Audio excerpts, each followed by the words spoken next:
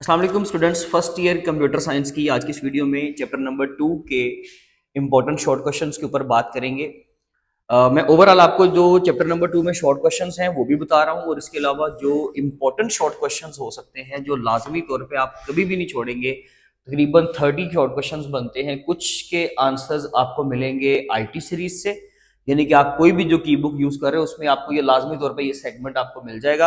Otherwise बाकी जो आपकी बुक के अकॉर्डिंगली है, साथ इनको एक्सप्लेन भी कर रहा हूँ क्योंकि कुछ चीजें बड़ी समझने वाली हैं।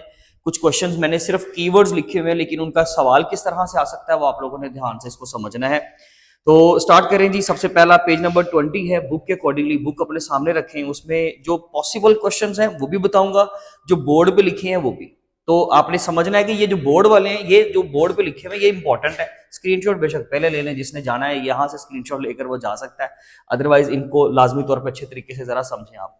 तो सबसे पहले तो प्रोग्राम की डेफिनेशन, और ये यहाँ पर आपको पेज 1 पे नहीं मिलेगी, यानी कि 20 पेज पे नहीं मिलेगी, लेकिन आपको की बुक से ही आपको आसानी से मिल जाएगा। बट आप लाजमी तौर पे इसको चैप्टर नंबर 2 के स्टार्ट पे लिखें पेज पे कि आपने कंप्यूटर प्रोग्राम की डेफिनेशन और प्रोग्रामर की डेफिनेशन एंड प्रोग्रामिंग लैंग्वेज की डेफिनेशन तैयार करनी। 3 डेफिनेशन आपने तैयार करनी है लाजमी तौर पर। Computer program set of instructions जो हम कंप्यूटर को देते हैं कोई भी काम करने के लिए, और जो बंदा कंप्यूटर प्रोग्राम लिखना जानता है, उसके साइंटेक्स को समझता है, उसको हम प्रोग्रामर कहते हैं। और जो बंदा जिस मेथड से हम लोग कंप्यूटर को ये इंस्ट्रक्शंस देते हैं या सेट ऑफ इंस्ट्रक्शंस को कंप्यूटर के ब्रेन में स्टोर करते हैं वो प्रोग्रामिंग कहलाता है, कंप्यूटर प्रोग्रामिंग। और जो उसके लिए हम लैंग्वेज इस्तेमाल करते हैं that is called as programming language, जिसकी 2 टाइप्स हैं, हाई लेवल लैंग्वेज और लो लेवल लैंग्वेज। यहां तक सारी बात इसको रिपीट करके दोबारा सुन लें, ये आप लोगों ने कंटेंट तैयार करना है। नेक्स्ट है इसी पेज पे जो इंपॉर्टेंट एक क्वेश्चन है प्रोग्रामिंग लैंग्वेज का। ठीक है जी, computer programming and programming language अलग अलग टर्म्स हैं, इसको लाजमी तौर पे आप लोगों ने तैयार करना है। इसी पेज पे आपको इसका आंसर भी मिल जाएगा, पेज नंबर 20 पे 2.1.1 सेक्शन के अंदर। इसके अलावा जो यहाँ पर एक क्वेश्चन है पाइथन, हम पाइथन को इस्तेमाल क्यों करते हैं या पाइथन इंपॉर्टेंट क्यों है, इस तरह से ये क्वेश्चन आ सकता है। आपने बात का मतलब समझना है कि ये क्वेश्चन किस तरह से पूछा जा सकता है कि ये इंपॉर्टेंट क्यों है। ठीक है, why important, why do we use, Python है क्या, इस तरह से इसका क्वेश्चन है। और तकरीबन ऑलमोस्ट आंसर सेम ही है पाइथन के लिए। आप ये जो है पेज नंबर 20 पे ही 2.1 आर्टिकल में इसका आंसर जो है वो ढूंढेंगे, अदरवाइज आप किसी की बुक से इसका प्रॉपर शॉर्ट क्वेश्चन आप तैयार करेंगे। और हम पर्टिकुलरली सिर्फ शॉर्ट क्वेश्चन की बात करें, लॉन्ग के ऊपर आपको वीडियोस पहले मिल चुकी है। नंबर 3 पे आता है जी आईडीई, यहाँ पे लेकिन आपकी बुक के अकॉर्डिंगली आपने क्योंकि ऑब्वियसली सिर्फ इंपॉर्टेंट कंटेंट और चैप्टर नंबर 2 में से सिर्फ 30 क्वेश्चंस कभी भी इनफ नहीं है बीइंग अ टीचर। ये मैं कभी भी रिकमेंड नहीं करूंगा कि आप सिर्फ यही स्क्रीनशॉट या यही 30 क्वेश्चन तैयार करें, बिल्कुल भी नहीं। आप लाजमी तौर पे जो है अपना सारा कंटेंट पढ़े, ये कोई गेस वर्क नहीं है, ये सिर्फ इंपॉर्टेंट चीजें हैं जिनके बारे में जो यहाँ पे लिखा हुआ है। और मैंने तकरीबन, क्योंकि हमारे पास ट्रिक्स होते हैं ना टीचर्स के पास, तो मैंने जिस तरह से लिखा है ना और जो जिस तरह से मैंने क्वेश्चंस कवर किए हैं 30, अगर आप ये 30 क्वेश्चन तैयार करोगे तो इनडायरेक्टली बचे के 50 क्वेश्चन तैयार हो जाएंगे, 50 क्वेश्चन तैयार हो जाएंगे। तो आपने समझना है कि मैंने किस तरह से क्वेश्चन को कलेक्टिवली भी किसी जगह पे लिखा हुआ है। तो प्रोग्रामिंग बेसिक्स में कंप्यूटर प्रोग्राम कैसे बनता है, पाइथन का प्रोग्राम कैसे बनता है, उसके स्टेप्स लिखने हैं। तो ये जो आपका 2.1.1.1 प्रोग्रामिंग बेसिक्स वाला सारा आपका है कंटेंट, ये आपका आंसर में होगा। सिर्फ स्टेप्स के नाम लिखेंगे, आगे डिटेल नहीं लिखेंगे।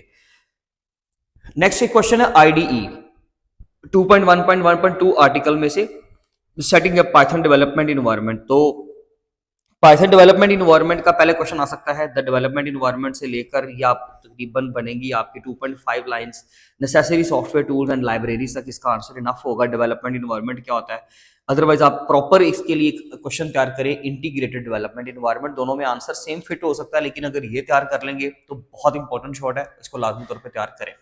और मैंने पर्टिकुलरली ना इन 30 इंपॉर्टेंट के अलावा भी कुछ जगहों पर इंपॉर्टेंट लिखा हुआ है, यानी कि ये तो जी देखें आपके चैप्टर का निचोड़ है, ये आप कभी भी नहीं छोड़ सकते, ये तो करने ही करने हर सूरत, आए या ना आए। इसके अलावा शायद बहुत सारे बोर्ड में क्वेश्चन आ जाएंगे, कवर हो जाएंगे, बट ये एक इंपॉर्टेंट कंटेंट है, ये आपकी बेसिक्स हैं, आप ये तैयार करके ही जाएंगे पेपर देने के लिए। ऑब्वियसली इसके अलावा तो आपने करने ही करना है काम, पढ़ेंगे तो सही आप। 2.2 में अब हमारे पास नेक्स्ट है, अगर मैं यहां से बताऊं तो बेसिक पाइथन सिंटैक्स में सबसे पहले प्रिंटफ का फंक्शन पूछा गया, तो वो फंक्शन के बारे में पूछेगा। प्रिंटफ फंक्शन क्या है, पाइथन के कमेंट्स क्या है। पाइथन कमेंट्स में 2 टाइप्स है, सिंगल लाइन और मल्टी लाइन, ये आप लोगों ने दोनों के बारे में बताना है। मैंने यहाँ पे लिखा हुआ पाइथन कमेंट्स।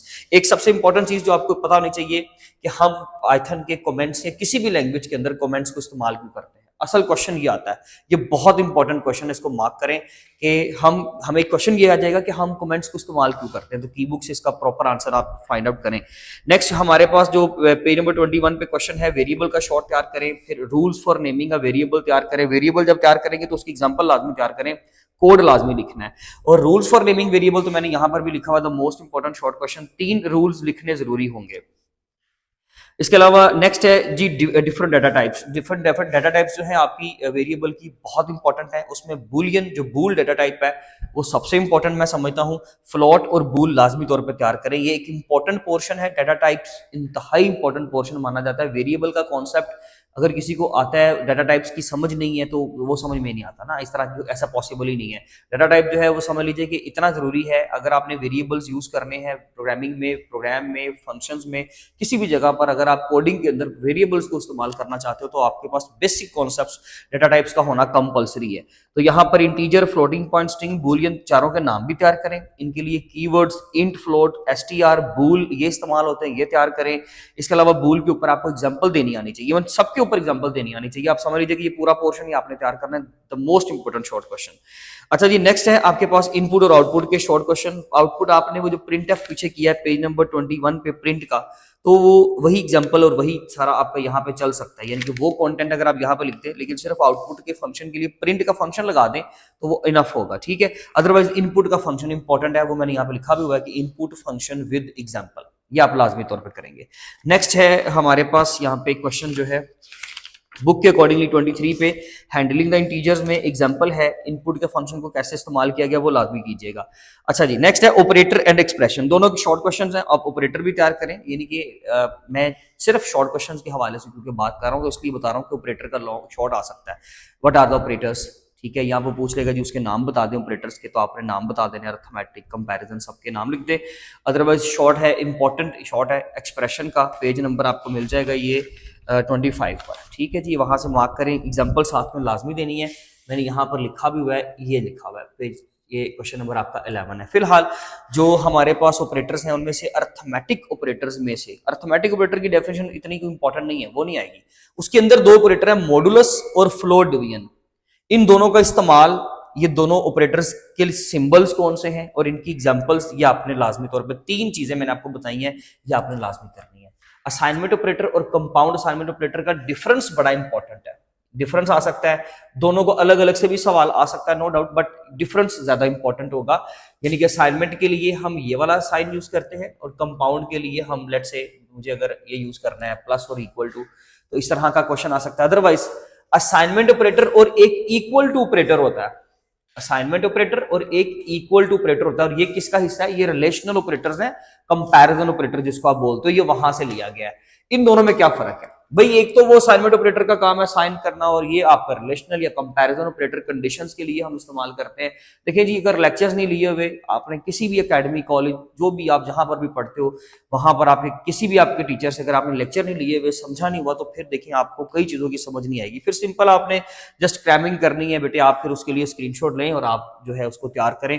लेकिन मैंने कई कीवर्ड्स, कई चीज ऐसी यूज कर रहा हूँ जो मैंने अपने लेक्चर्स में, वीडियो लेक्चर्स में कवर किया हुआ। तो अगर किसी को यहाँ पर हेल्प चाहिए तो वो लाजमी तौर पे चैप्टर नंबर 2 की जो है वो प्लेलिस्ट ओपन करें और वहां पे जो भी आपका रिस्पेक्टिव एक टॉपिक रहता है उसको पहले क्लियर करें, देन ही आपको समझ आएगी कि एक्चुअली हम बात क्या कर रहे हैं।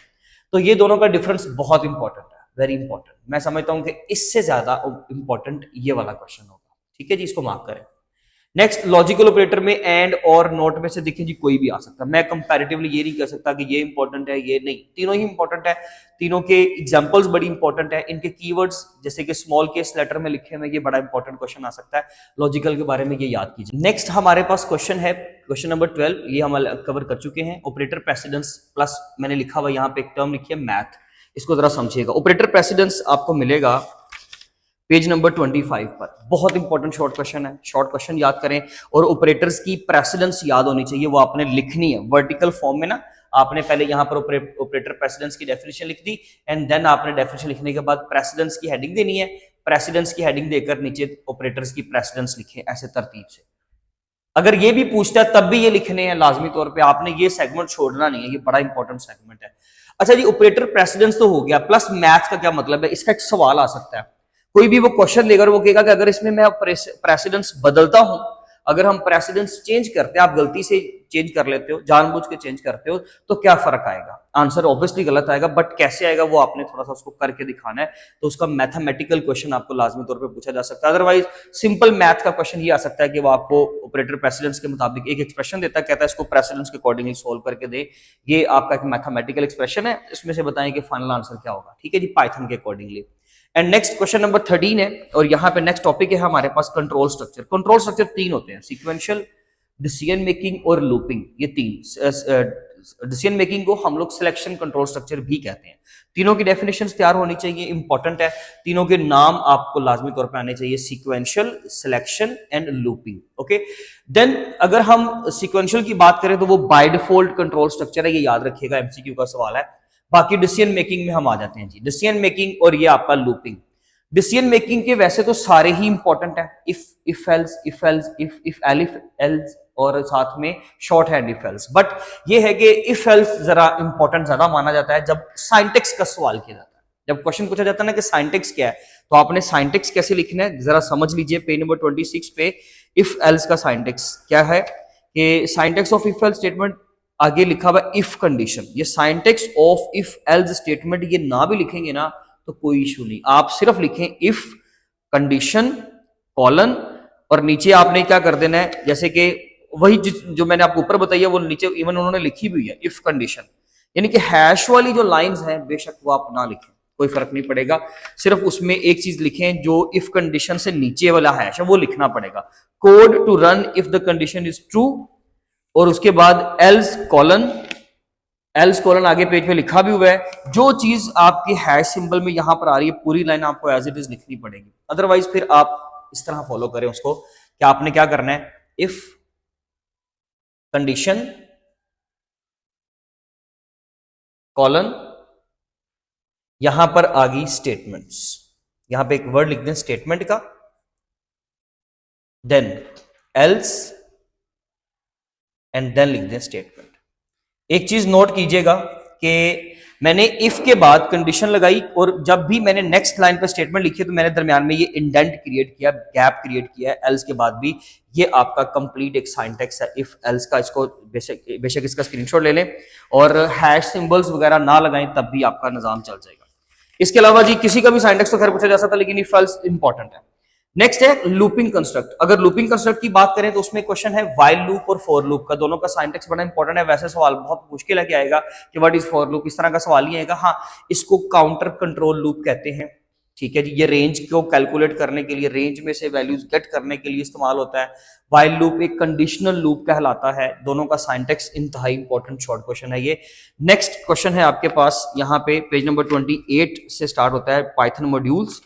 इसमें फंक्शन एंड मॉड्यूल का सवाल आप करें शॉर्ट क्वेश्चन के तौर पे, लाजमी तौर पे। अदरवाइज उसमें से जो इंपॉर्टेंट पोर्शन है वो defining a function and calling, defining of a function and calling. यानी कि मैं डेफिनेशन ऑफ फंक्शन की बात नहीं कर रहा, फंक्शन को डिफाइन करना एक अलग चीज है। फंक्शन को डिफाइन करने से मुराद उसकी बॉडी, उसको साइन करना, एंड देन कॉलिंग यानी कि इन्वॉक करना, फंक्शन को इस्तेमाल करना एग्जीक्यूट करवाने के लिए। ये दो कॉन्सेप्ट इंतहाई इंपॉर्टेंट है। बाकी आप ओवरऑल टॉपिक तैयार करें, उसमें डिफॉल्ट पैरामीटर्स का क्वेश्चन है, वो तो एक्सरसाइज का भी क्वेश्चन है, वो आगे जाकर भी आ जाएगा।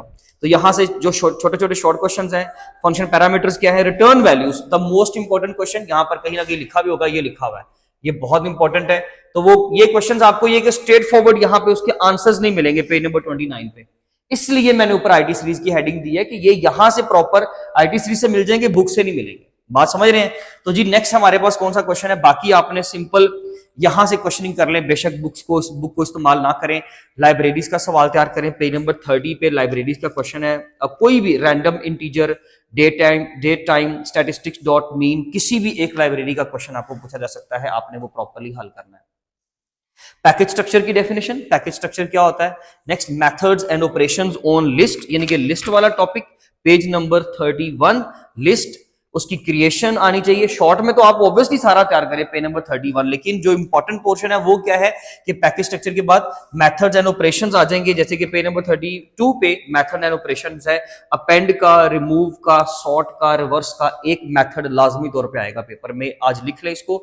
ये आपको चाहे शॉर्ट में पूछे, एमसीक्यू में पूछे, लेकिन ये 1 या 2 नंबर का सवाल मस्ट है इतने सेक्शन में से, पेज नंबर 32 पे। देन लिस्ट ऑपरेशंस है, इंसर्शन करना, डिलीशन करना, दो ऑपरेशंस होते हैं, ये हम लोग चैप्टर नंबर 4 से भी कवर कर लेंगे। तो आप बेशक यहाँ वहां वाला कंटेंट भी लिख लोगे तो आपका चल जाएगा। टप्पल की डेफिनेशन तैयार करें, उसमें दो कॉन्सेप्ट बड़े इंपॉर्टेंट है, इंडेक्सिंग एंड स्लाइसिंग। ओवरऑल तो आप लोग व्हाट इज टप्पल, इसके अंदर इम्यूटेबल, ये मैंने लिखा हुआ टर्म, टप्पल इम्यूटेबल क्यों होती है, ठीक है, सॉरी टप्पल के अंदर हम डाटा एडिट क्यों नहीं कर सकते, मॉडिफाई क्यों नहीं कर सकते, क्योंकि ये इम्यूटेबल है। तो वो मैंने टर्म अलग से लिख दी है, और लूप के लिए मैंने एक टर्म यहां पर लिख दी है, जरा ये चेक करें, ये कनेक्टेड है इसके साथ, और टप्पल का ये क्वेश्चन आपका कनेक्टेड है इसके साथ, ये भी स्क्रीनशॉट लें। तो वो मैंने, क्योंकि ये क्वेश्चंस आपको स्ट्रेट फॉरवर्ड बुक से मिलेंगे नहीं, इसलिए फिर यहां पर इसकी अलग से हेडिंग दे दी, ठीक है जी, यहां तक हो गया। And then the most important question, benefits of modular programming. Modular programming को हम क्यों इस्तेमाल करते हैं या क्यों इंपॉर्टेंट है, इसके एडवांटेजेस क्या है, जो चीजें आपको कीवर्ड वहां से मिलने वाली हैं आपकी किसी भी की बुक से। साइंटेक्स क्या होता है, किसी भी प्रोग्रामिंग लैंग्वेज के इंस्ट्रक्शंस को, उसके कोडिंग को, उसके कीवर्ड्स को प्रॉपरली लिखना साइंटेक्स कहलाता है। The rules and regulations to write something, उसको साइंटेक्स कहते हैं, और अगर हम साइंटेक्स फॉलो ना करें तो साइंटेक्स एरर आता है, ठीक है जी। ये दो डेफिनेशंस लाजमी तौर पे करें, इसकी एग्जांपल भी तैयार होनी चाहिए। कीवर्ड्स क्या होते हैं, ये जो इंट, फ्लोट, एसटीआर, बूल हम इस्तेमाल करते हैं, इनको कीवर्ड्स कहते हैं, बहुत इंपॉर्टेंट है। कीवर्ड्स के साथ अक्सर क्वेश्चन आ जाता है आइडेंटिफायर का, तो आइडेंटिफायर ये याद रखें, आपने पढ़ा हुआ है। आइडेंटिफायर क्या होता है, ये जो यूजर लिखता है अपने तौर पे, वेरिएबल का नाम दे दिया, प्रिंट का कीवर्ड लिख दिया, इनपुट का कीवर्ड लिख दिया, ये आपके सारे आइडेंटिफायर कहलाते हैं। लेकिन उसमें से कुछ कीवर्ड्स बिल्ट इन कीवर्ड्स हैं, रिजर्व वर्ड्स हैं, ये डेफिनेशन लाजमी तैयार करें। केस सेंसिटिव का सवाल दो तरह से आता होता है। एक वेरिएबल केस सेंसिटिव कैसे होता है, तो मतलब ये कि अगर आपने एक वेरिएबल का नाम रखा है ए और कैपिटल ए रखा है, और एक वेरिएबल का नाम रखा है ए स्मॉल, तो वो दोनों डिफरेंट वेरिएबल्स कहलाएंगे, वो सेम नहीं है, याद रखिएगा। तो ये केस सेंसिटिविटी है कि आपकी पाइथन लैंग्वेज जो हाई लेवल लैंग्वेज है, ये भी केस सेंसिटिव है। इसमें छोटा अगर एक लेटर आप लिखते हो, एक बड़ा लेटर लिखते हो, कैपिटल लिखते हो, एक स्मॉल केस लेटर लिखते हो, तो दोनों में डिफरेंस माना जाता है। यानी कि अगर आपने डॉट की जगह पे कॉमा लगा दिया तो वो अलग माना जाएगा, कंसिडर होगा, तो इसलिए वहां पे एरर आ जाएगी। इसको केस सेंसिटिविटी कहते हैं, इसको तैयार करें। स्ट्रिंग कैटिनेशन क्या होती है, जब हम लोग स्ट्रिंग्स को आपस में ऐड करते हैं तो वो कंकैटिनेट करता है, मिला देता है बजाय कि उसको प्लस करने के, that is called as string concatenation. ये वाला शॉर्ट क्वेश्चन तैयार करें। Why loops are important, the most important question, बड़ा इंपॉर्टेंट कॉन्सेप्ट है। लूप्स को हम क्यों इस्तेमाल करते हैं, जब हमने चीजों को रिपीट करना होता है, बहुत लंबी लिस्ट है, उसको अगर प्रिंट करना है तो हम लूप को इस्तेमाल करेंगे। एंड रिटर्न कीवर्ड के बारे में आपको पहले बता चुका हूं कि ये फंक्शंस में इस्तेमाल होता है, जब हमने एक फंक्शन से आंसर लेना होता है देन हम रिटर्न का कीवर्ड यूज करते हैं। इसके बारे में एक एमसीक्यू आता होता है कि अगर एक स्टेटमेंट का, एक फंक्शन के अंदर मल्टीपल रिटर्न कीवर्ड्स हैं तो कौन से वाला एग्जीक्यूट होगा, कोई एक एग्जीक्यूट होगा, चाहे वो कोई भी हो, बाकी के रिटर्न कीवर्ड्स एग्जीक्यूट नहीं होते। ये दोनों मैं बता चुका हूं। बाकी एक्टिविटीज के नंबर नहीं है, बट आप अगर देखेंगे बुक में तो जो पहले 3 क्लास एक्टिविटीज है वो शॉर्ट क्वेश्चंस है। एक्टिविटी नंबर 1, 2 एंड 3 बाकी के शॉर्ट क्वेश्चंस कंसिडर ही नहीं होने, इसलिए आप बेफिक्र हो जाए, उसको बेशक ना तैयार कीजिएगा। एक्सरसाइज के शॉर्ट क्वेश्चंस में 4 एंड 6 ये शॉर्ट क्वेश्चन आपने लाजमी तौर पे तैयार करने, ये सिलेबस के मुताबिक आपके शामिल है, ठीक है जी। इसका स्क्रीनशॉट लें, कोई एक्स्ट्रा गुफ्तगू नहीं है। अगर आपका कोई सवाल हो तो वो आप लाजमी तौर पर पूछें, अदरवाइज इंशाल्लाह हम अपनी नेक्स्ट वीडियो में मिलेंगे। तब तक अपना बहुत ख्याल रखें। Thank you so much.